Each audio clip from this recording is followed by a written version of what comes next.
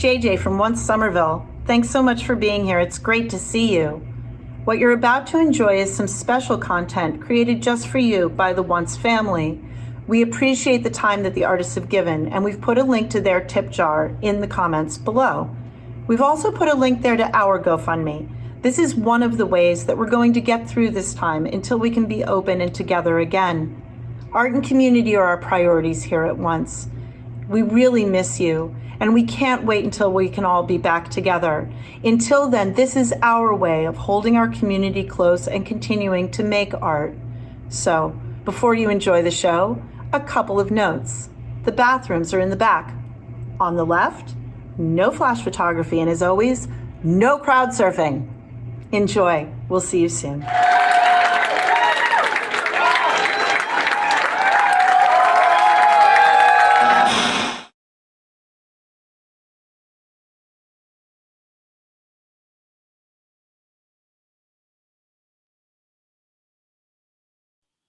Hey, Julie. Hi. Hi. Hi. There we are. I had a little moment there with the sound, and I apologize. This is the wonderful world of Zoom. Here we are Zooming. Hi, welcome. Hi. It's so good to see you. I know I just saw you a few minutes ago. It's good to see you again.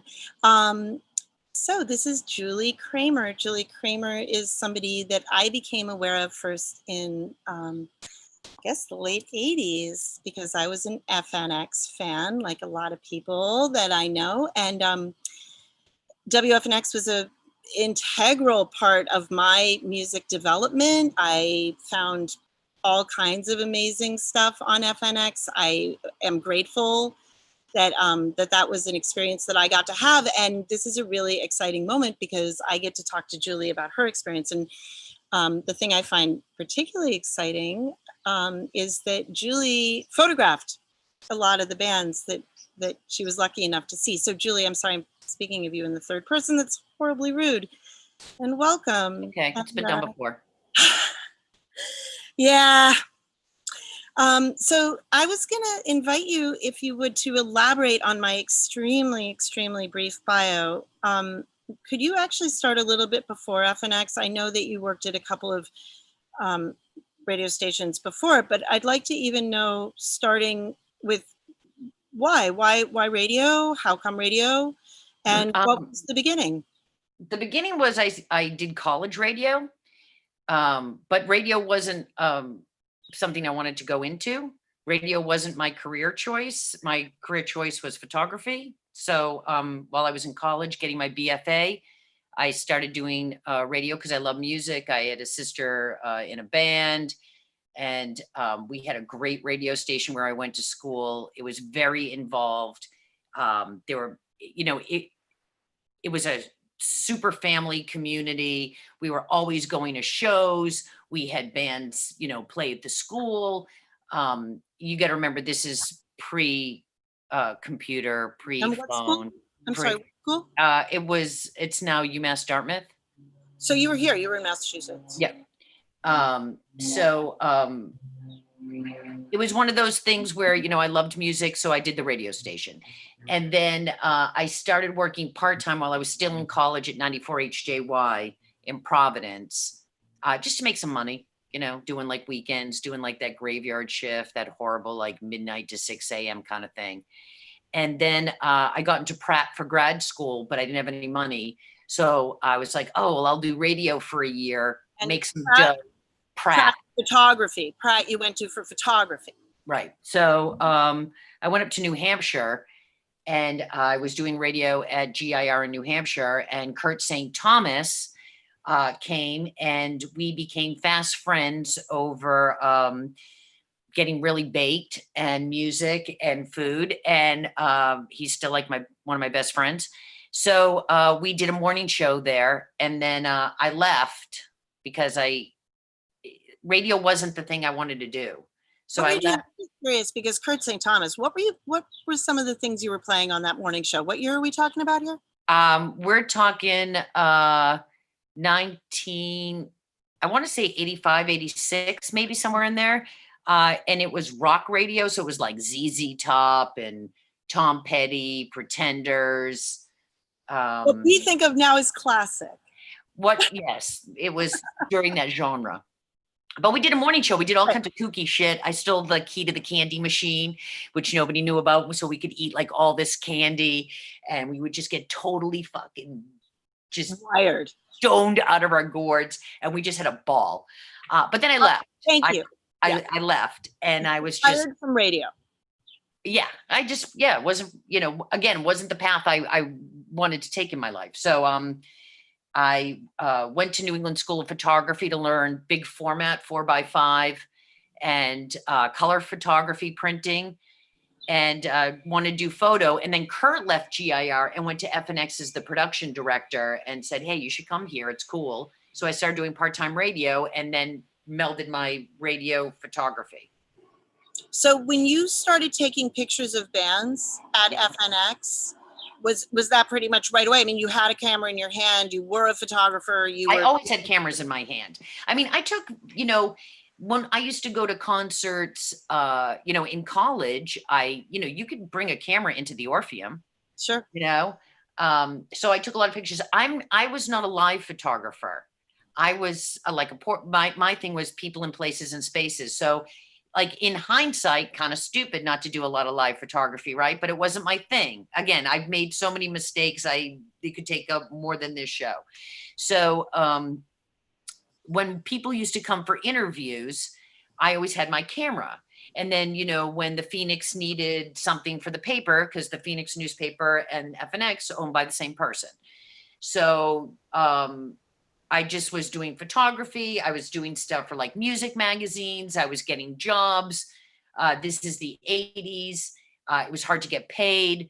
We had sort of this crash, and then, it was really hard to get paid. And I did some traveling and just tried to do my photography, and then did radio part-time, right? So I was doing radio on the weekends, doing photography during the week. Hey, Lou Reed's going to be here Thursday. I'll be here and shoot Lou Reed. Okay. And then Kurt went from production director to music director to program director. And when he became the program director, he said, it's time. You have to come back full time. So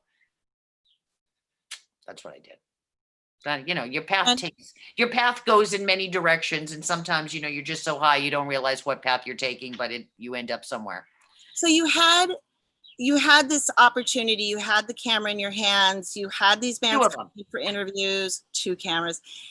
We'll talk about that in a second. I want to know more about that. And did you say to the bands, like, were you shooting because it went along with what you were doing for work, or were you just shooting for fun, candidly? Like, both. Did you have both? But again, you have to remember, this isn't the time where there's a cell phone and people are in your face like, hey, can I have a selfie? I'm a photographer. Someone would show up and be like, hey, do you want to go take a walk and do photos? I'd be like, all right.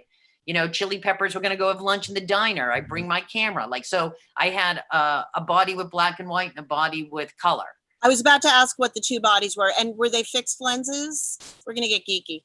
Were they fixed lenses, or were they zoom lenses? They were fixed lenses. So what I did was I had a Nikon FM and an FM2, and then a series of lenses. So I would put maybe the 24 on one of them and maybe the 35 or the 50 or whatever on another one, depending on what I was doing. And then I would just switch, and then I'd have, a flash and a quantum battery. Back then you looked like the quantum battery. Yeah. Not at all. Yeah, you were all plugged in.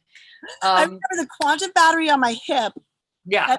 I forgot about it, with the cable running and it always ran out, and it had the cable running to the flash. So I was carrying extra batteries for my flash and the quantum pack, and I still would run out of flash. I had 2 quantums. So I'd have 2 of everything, right? So you'd have 2, except for your lenses, because they're too expensive. So I would have 2 of everything. So yeah, you would you'd look a mess. You only needed 1 lens. You could switch it back and forth. And tucking the film into your bra strap. Did you do that? The film all lived up and down. Pockets. That would have been a good idea. I didn't think of that.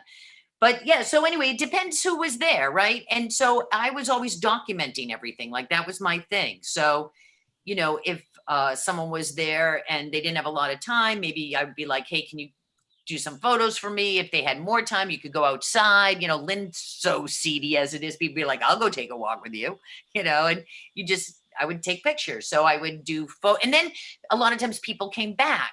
So like next time the Chili Peppers were there, I'd be like, hey, these are the photos I took of you. Hey, you know, and everyone would get them signed.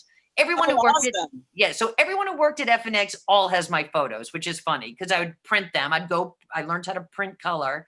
Yeah. And I would print them. So where did you print how did you print after NESOP? Where did you go? I always stayed there. Oh. I printed there the whole time. I had a dark room in my house as well. But not for color. It did color, but wow. Yeah. But NESOP was easy. Sure. Did you have for color? Did you have a processor? I'm going deep here. Did you have a color processor? I never did color on that, but you could. It had it was a color condenser. Color, yeah. But because I would just go out of NESOP, I would just do that, you know, because you could, you know, rent. NESOP, for those of you who are far away, is the New England School of Photography, which is an amazing place. Yeah, which is I think is going under. I think this was going to be there last year, and then COVID hit, so they had to move from Kenmore Square to like Waltham or something. That kills me. But they were great, and they were right in Kenmore Square. And where were they opposite? The Rat. The Rat. Yeah. They were right opposite the Rat, and it was such a vibrant, amazing place. Yeah, there was a lot going on there, and you know, they were totally cool to me. You know, they were great to me. So anyway, so so depending on the artist and depending on whatever, I just was the girl with the cameras, or if I was interviewing someone, then afterwards, you know, you'd have an intern, you'd teach how to run the tables. So I'd be like, hey, you know, spin some records, and then I would go shoot them. Like it depended on. Amazing. Yeah. The problem is when things went to digital, and you and I have had this conversation. Yes. At an earlier time. Yeah. One of the biggest mistakes I made was I didn't jump to digital quick enough, and everyone became a photographer, which pissed me off. Me too. And I kind of got angry, and I put my cameras down, which was stupid because I was still at FNX and I was still hanging with all these bands. I understand. And I should have but you know, then a lot of the creative people that I started with at FNX had all left. And some of the people who were there weren't as creative, or who weren't like, yeah, bring your cameras, or yeah, go take, you know, this artist down the tracks or whatever. Like it was, I don't know. Whatever, those I gotta tell you, Julie, 6 years I owned a rock venue. Yeah. I never shot. I made mistakes. I never shot a band because there was 5 other people shooting, and I thought, I don't need to shoot. They're already shooting. And then it wasn't until we closed that somebody said, but you're different. Yeah. You are your own thing. So yeah, I know. I want to go down a little list. You ready? Some of the bands that Julie Kramer shot: Bjork, Lou Reed, Blondie, Bob Geldof, Iggy Pop, The Smashing Pumpkins, Courtney Love, The Red Hot Chili Peppers, Johnny Rotten. There's one I didn't know that I was like, oh my God. Yeah, Joe a couple Strummer. Different times. I knew Joe Strummer, and it kills me. Elvis Costello, Nirvana, Buffalo Tom, Evan Dando, local, get it, totally makes sense. The B-52s, the Mighty Mighty Bosstones, Chris Isaac, X, my favorite, and we can talk about where that went. Steel Pulse. It's a remarkable, remarkable portfolio. This is a remarkable portfolio. I keep going back to it and being like, this is nobody has this kind of portfolio. It's diverse. They do, JJ. They don't. It's amazing. And it's portraits. It's not, anybody can shoot live, Julie. Come on. Anybody can go into a venue. That's why I didn't shoot in my venue, because everybody was shooting in my venue. And why should I shoot in my venue? The other thing is we both should have kept shooting film. Why didn't we shoot film? Because it got a little harder. My life changed. Again, as I was, there's other things happening. I kick myself all the time. And if I could just turn back time and be like, bring your goddamn cameras. Just bring your friggin' cameras. So you take pictures of your family and your kids? Yes, all the Yes. time. Because the true documentarian shoots what they're looking at. And you shot your kids, and aren't you glad for the future of your family? Yes, and they're glad. And, you know, to be honest with you, they, Sean likes to have his pictures taken, and so do his friends. So like they'll come over and be like, will you take our, like I shot them last night. So yeah, you know, it's one of those things where I documented. I mean, I did other things too. I spent years in diners, which I'll eventually do. I did years in carnivals, like following carnivals. Pregnant women. I did a whole pregnancy series in the 80s. Yeah, you know, I did a lot of stuff, but it's the rock stuff that sort of now in hindsight, you know, nostalgia, people who get very nostalgic. So.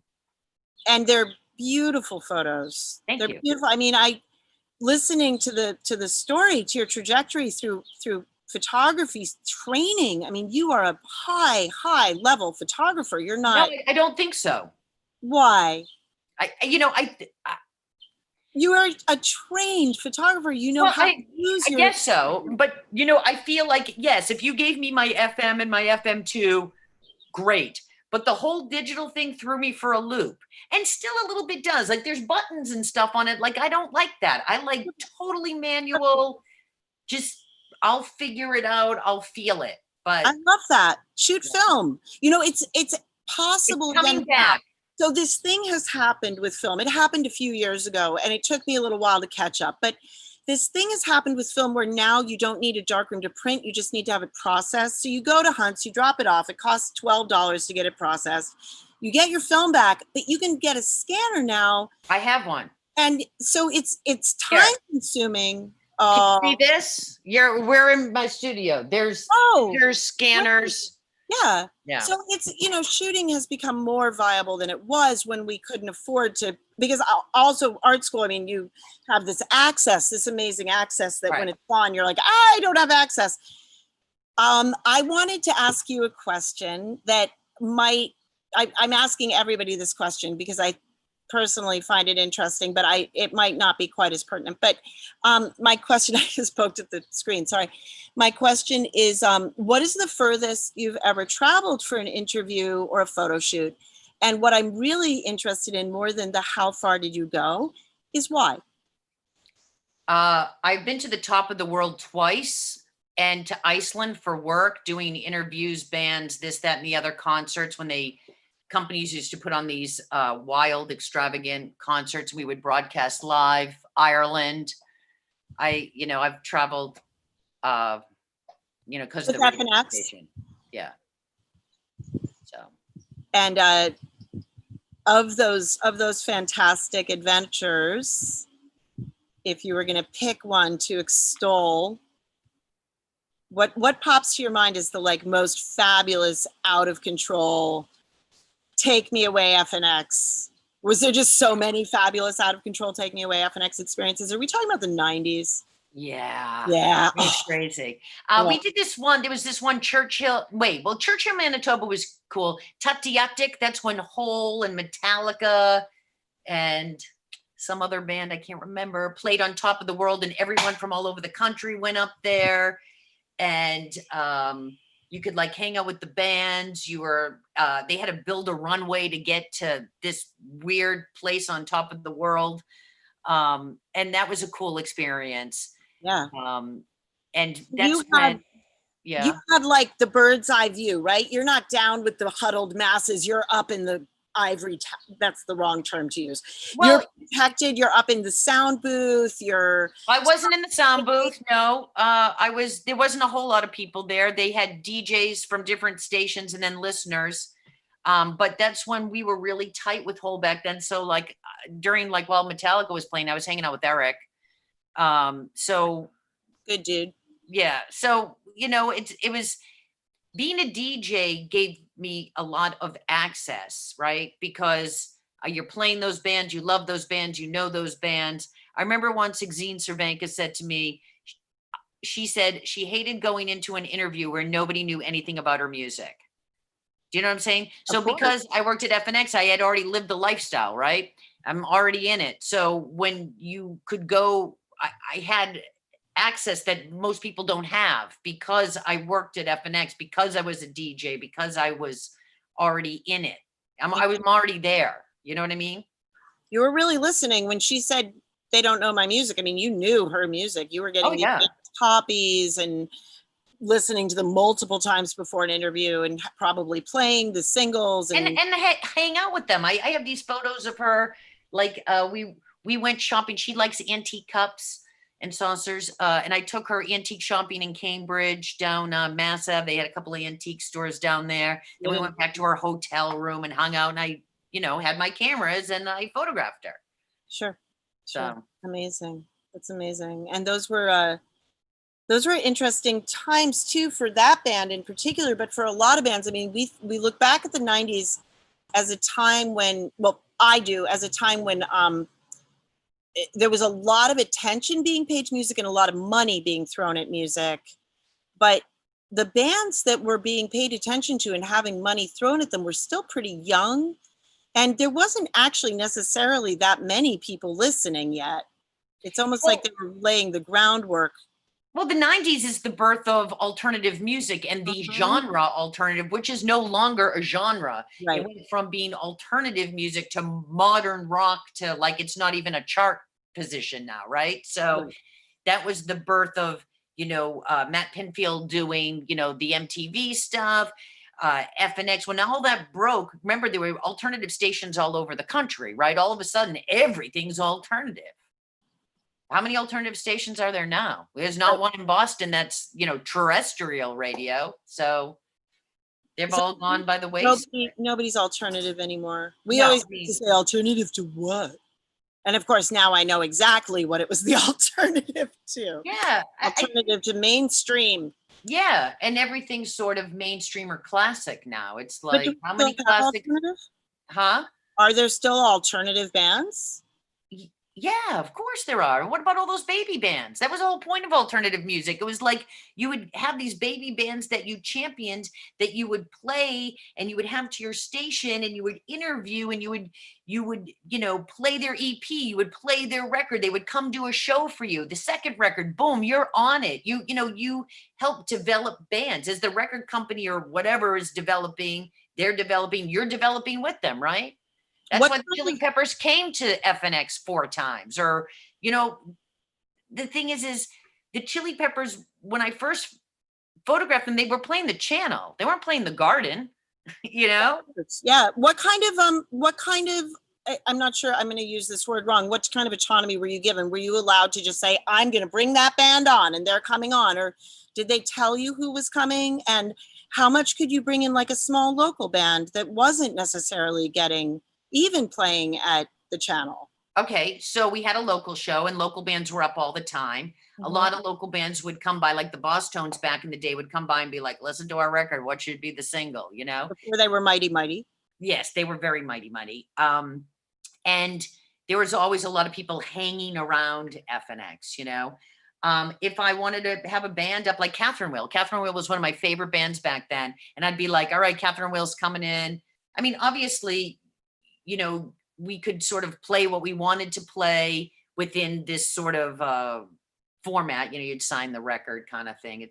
I won't get into it, but you had leeway to play what you wanted to play. You'd say like, hey, so-and-so is going to be, I want to have them in. Okay. Or I saw them last night. They're still in town. I want to bring them up. Okay. Or I'm on the air and it's like, Perry Farrell's on the phone right now, Julie, take the call. Boom. Okay. Hey, Perry, what's up? And you'd have them on the air. We had this hotline. Or, Billy Corgan, that time he freaked out and wouldn't play that show. What was the one station he called? He called us. Who was on the air? Me. Boom. Okay. I don't know.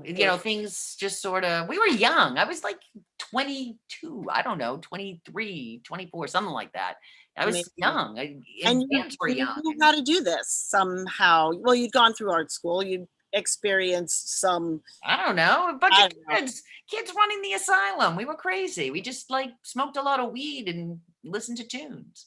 Love it. So we do have a question, and that question is, who was tougher to shoot, Lou Reed or Johnny Rotten? And let's talk about those shoots? How did Okay. they come about? Johnny Rotten was super nice. Although when he came in, which I didn't realize, he threw up. I guess he had some bad clam chowder, which Kurt told me. Johnny came in a couple times. The Boston A couple- story. Yeah. But he was super nice. Like he was acting crazy and he was great. And so was Lou. Lou, they were talking about like motorcycles and I don't know, riding somewhere or whatever. So but they were both nice. John Lydon is really a nice guy. Like some people say he's a dick or he wasn't a good interview or whatever. Like to me, he was super nice. I had my nephew Ian, who I brought everywhere then, who was like 10, and he was really great with Ian, you know. All the bands were. I took that kid everywhere. So I would say they were both really nice. One was not more difficult than the other. I mean, I think Johnny gave me more time than Lou. The day Lou Reed was there, Daniel Dax was also there. So I photographed Daniel Dax as well. So it was kind of crazy day at the station. Yeah, sure. Totally. That's such a good question. Thank you, Mark. Thanks. I think it's an interesting question because I've always heard Johnny was pretty great. You know, always super nice, super nice. And the next time he came, I think I've also heard Lou is difficult. he was super nice. So again, like, you know, you could say like, hey, I had this shitty interview with Gibby from Butthole Surfers, which I had a horrible interview with. Okay, but he could have interviewed the next day in Philly and had a great interview, right? He was just a douche to me, but that doesn't mean that he was a douche to everybody, right? So you know, sometimes you don't jive with someone, or sometimes they're hungover, they're in a bad mood, or they, quite frankly, don't want to drive to Lynn to do promo, but they're there anyway. And some people might not know that FNX was in Lynn. That was, I mean, I remember it being like, oh, we're driving to Lynn. It felt like 1,000 years away. Yeah, well, you know, it's funny. They Might Be Giants got lost trying to come find me. Sure. Kept stopping off at a payphone, and they ended up writing a song about it called They Got Lost. And it's about Julie's on the radio. And I'm trying to, on the radio, tell them how to get from Boston to Lynn, trying to direct them. You know, there's so many rotaries. The radio, because there's no phone. No, and they stop off talking on the radio. There's no cell phones. So they'd stop off at like a payphone at like Wonderland Station and be like, we're lost. And they wrote a song about it. Yeah. I love that. All right. I have a big subject I'm going to open in a second. So before I open that, I want to hear the Gibby story. Tell me the Gibby story. He just was a douche. He did like no story. Like he kind of came in, he sat there like a puss, just piss face, didn't really want to answer the questions. You know, to me, it's like, here's an opportunity to come in and talk about your music and talk about you and talk about your album and talk about your thing. And just to go like, yeah, you know, like, don't bother. Like, you're wasting my time. You're wasting listeners' time. He was just kind of an asshole, but then he knew he was, and then later apologized. But I will tell you a story about the biggest asshole. Okay. Which is Tom York from Radiohead. We were. Oh, I didn't see that coming. Okay, go. Okay. So we were. Wait.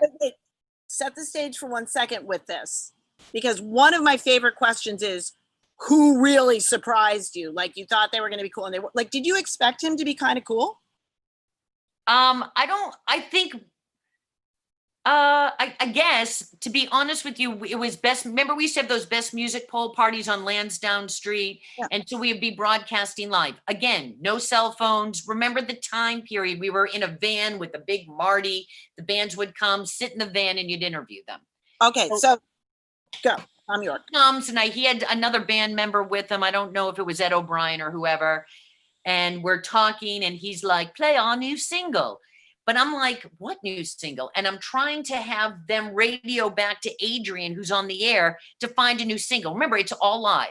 So Adrian's at the station. He's running the interview, so it goes out. I'm doing the interview. It's going out on the air. Adrian can't find a new Radiohead single. So he keeps asking for it. And I'm trying to like divert questions and trying to like, okay, Adrian's looking for it. Anyway, finally he says to me, piss off. And in the middle of the interview, walks out of the van. And I think Ed O'Brien, who was the other person there, was just like, oh, look, I'm really sorry, leaves. Well, the single never came out in America. It was something that was only in England. And again, no internet, no like downloading anything, no running to Newbury Comics to get it. Buy the import that wasn't here yet. So none of that. So he was just a douche. So he was hanging out with like Paul Coldry that day. And he finds out later obviously that was the issue, but he never apologizes. Right. So literally for like 10 years, I never played Radiohead. I was just like, this is the don't mess with your DJ. We've been here before. You don't mess with the press. You don't mess with the DJ. It's like messing with your waiter. They will spit in your milkshake. Yeah. Well, maybe now they won't. He was just a dick. And I like never forgot that. And I thought, like, I don't know. It's just one of those things where, you're in a bad situation because you're live. Like, what can you do? You're live. You just roll with it and get the next band in. You cannot do a thing. Yeah. Not a thing. All right. So I'm going to open up a big topic. Okay. I kind of wanted to talk about clubs in general. I wanted to go back in time. But before we get sentimental about them, and I wanted to talk about like the Rat and the Channel and, the fun. The places of our development in rock and roll. But before I want to talk about that, first of all, I'm going to ask our amazing helper here, Once Virtual Venue, to drop into all of the various places the link to NIVA, which is the National Independent Venue Association. NIVA is what came out of something called Independent Venue Week, which was a wonderful, wonderful thing that happened every year. We were a part of it, where Independent Venue Week would feature the independent shows. We would do all in-house independent shows that week. And when COVID slammed our doors shut, for us, that was Friday the 13th of March. It was different for other people.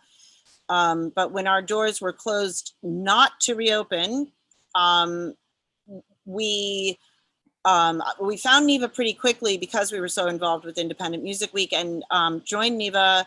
NIVA's campaign is called Save Our Stages, hashtag Save Our Stages. Their motto is first to close, last to open.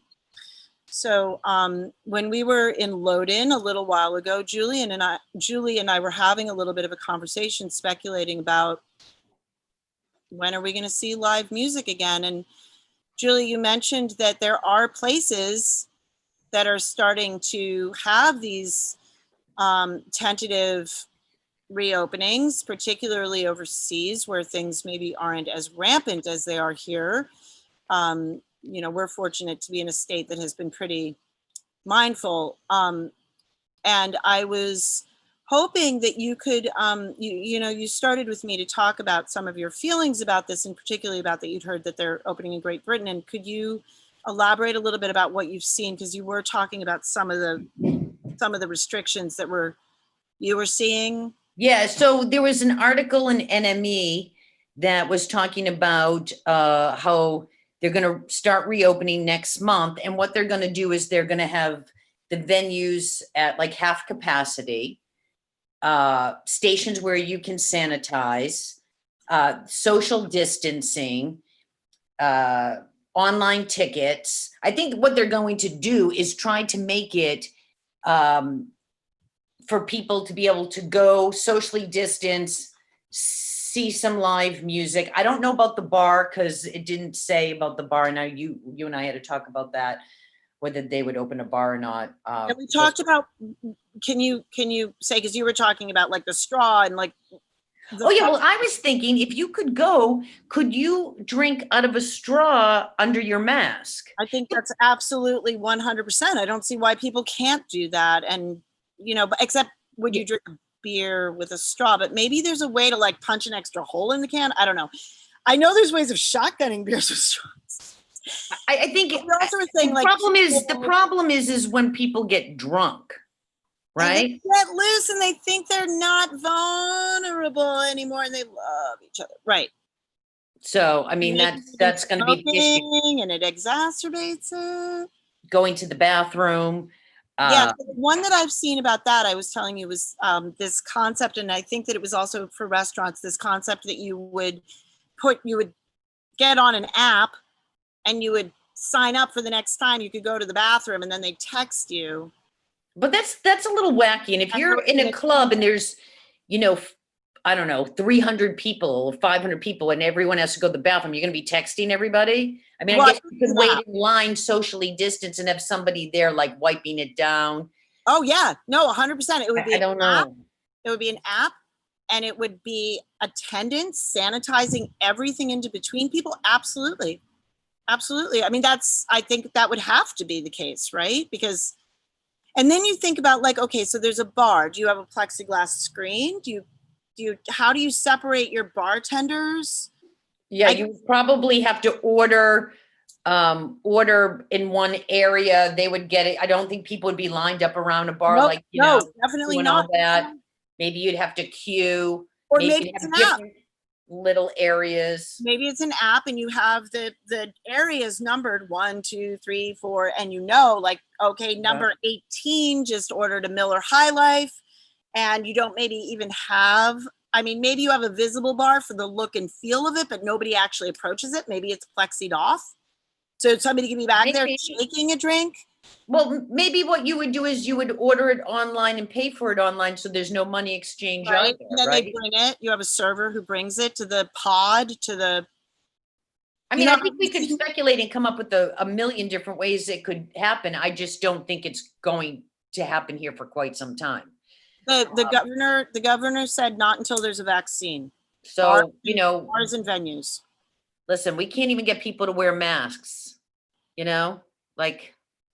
Can't get the cops to wear masks. I'm on a campaign about that one. We can't get the cops to put masks on.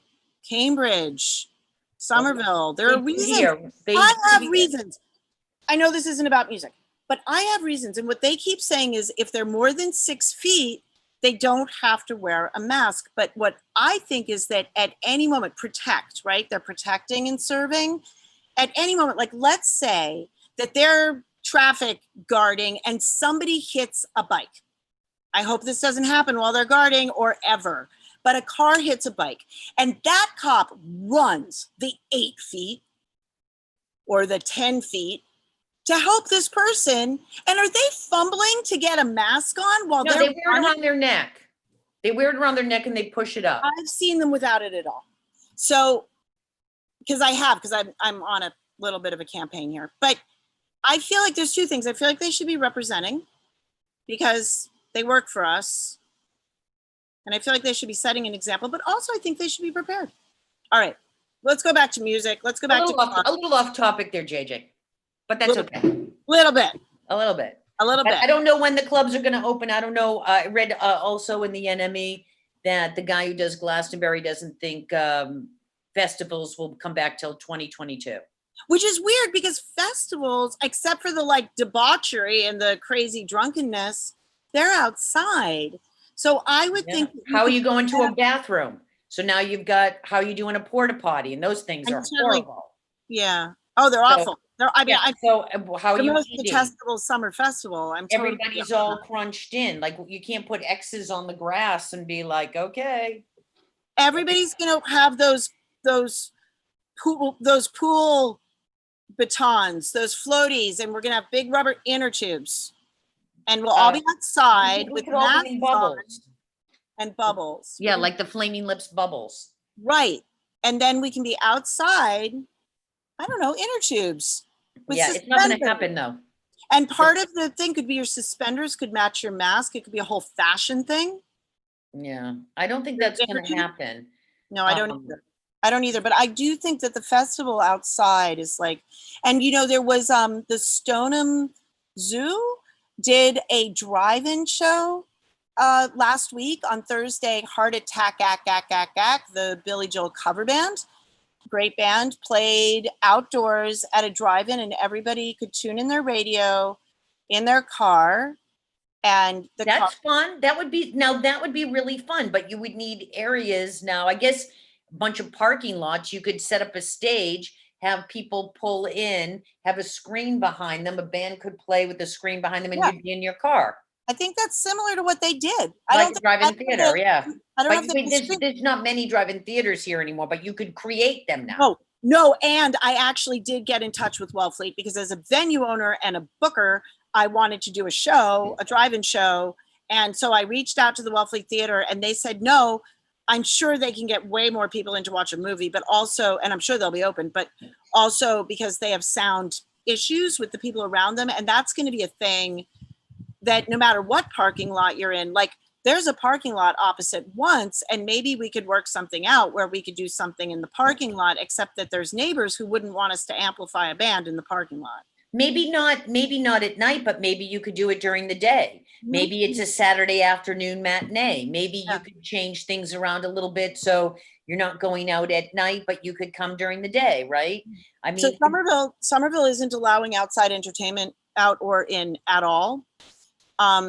Cambridge, I think, is starting to. They're going to do something in that parking lot behind H Mart by the spray paint alley. They're going to be doing.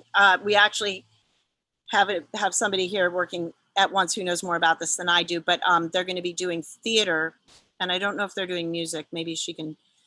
I mean, music would be cool. I mean, even if you had, like singer-songwriters, almost like busking.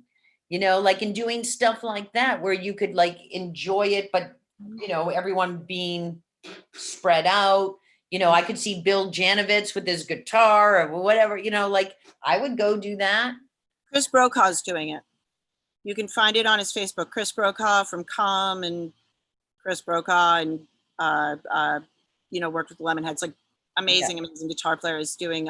If you go to Chris Brokaw's Facebook, he's been doing some outdoor, I think he's doing something today. And I think that's great for, that's wonderful. In Somerville, I think the reason they're not allowing it is they really don't want people gathering.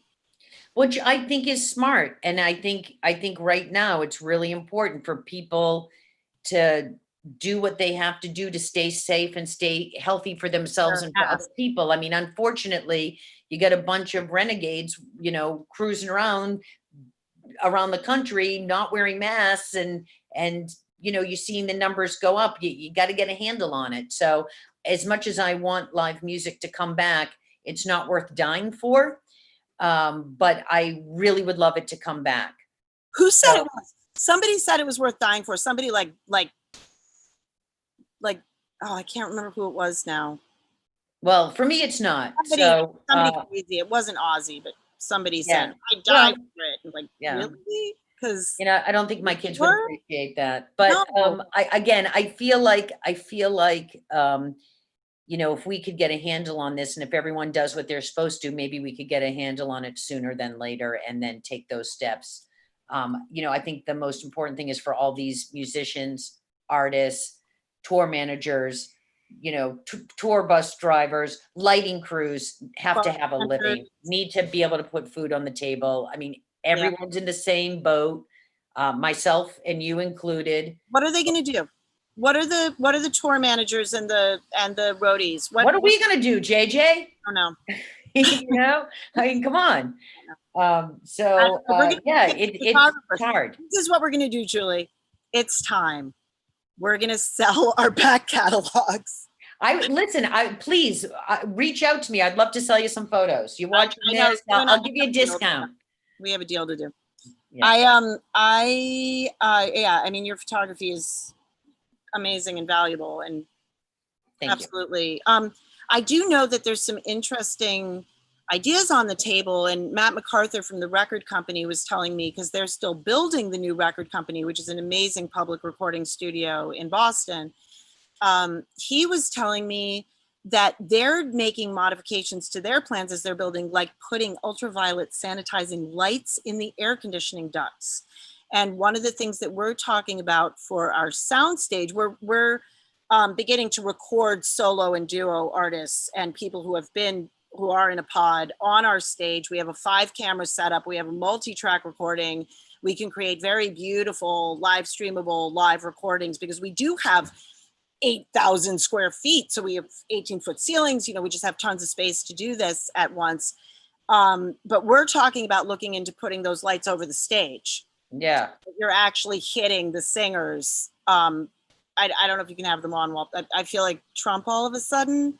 But we are talking about lights as a sanitization. Of course, they're very expensive, so that's something we would have to kickstart for or fundraise for. But Well, maybe you could have them the set up in various areas around once, so they're killing whatever. But still, again, if you were going to open once, right, now you got to have a mask. You got to oh yeah, socially distance. Have your sanitizing stations as you everywhere. watch in, you have a sink. People wash their hands. You take their temperature and you take their blood oxygen. And I don't know if there's a way to do that. We'd have to. I don't know actually, but that's the one that I really think is important too.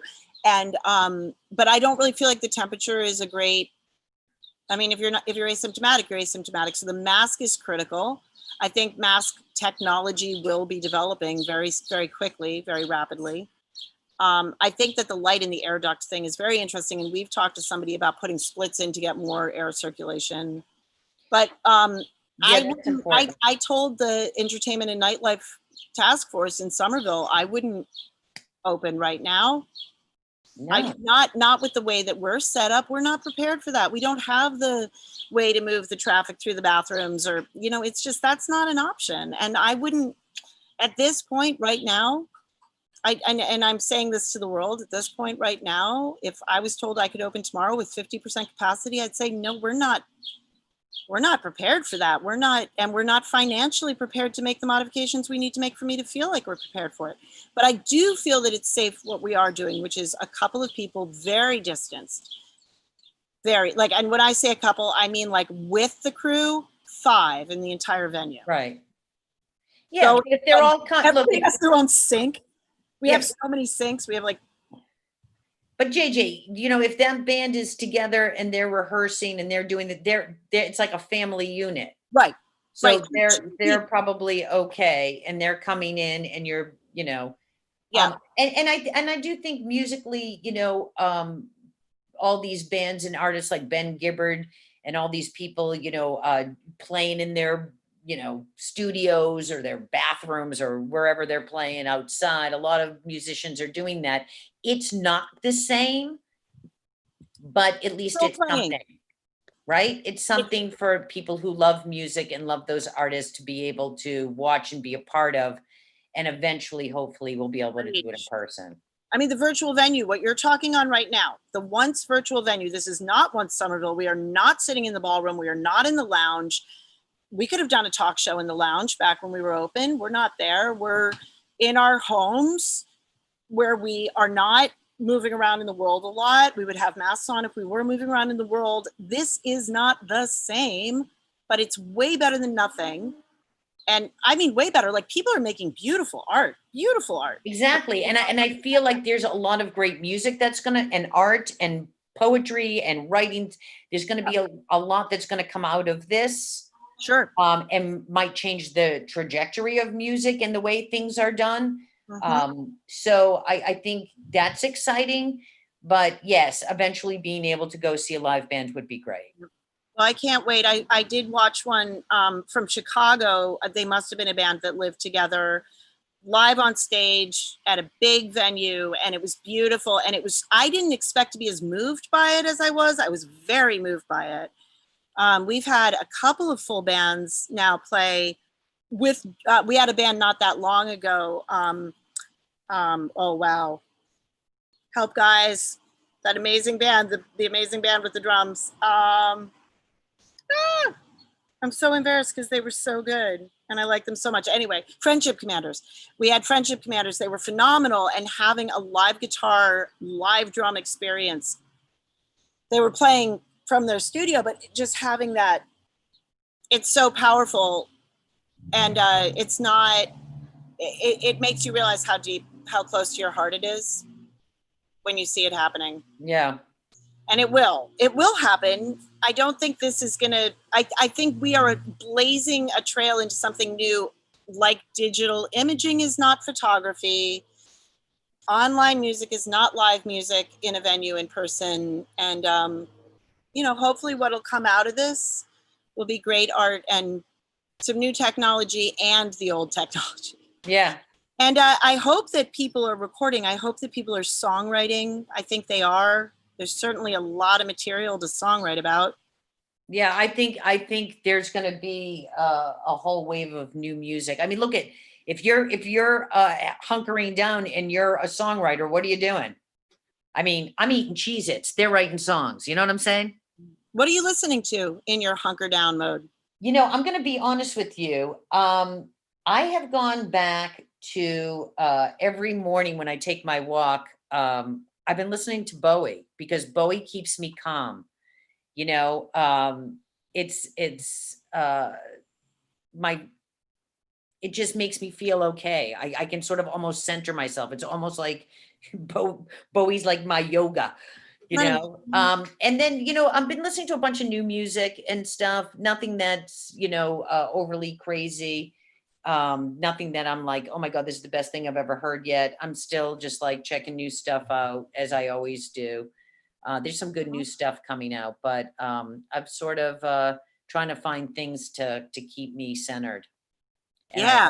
I've kind of gone back to some things like Dinosaur Jr. and some of my old favorites, you know, that I meant something to me, and I can kind of go back to that place.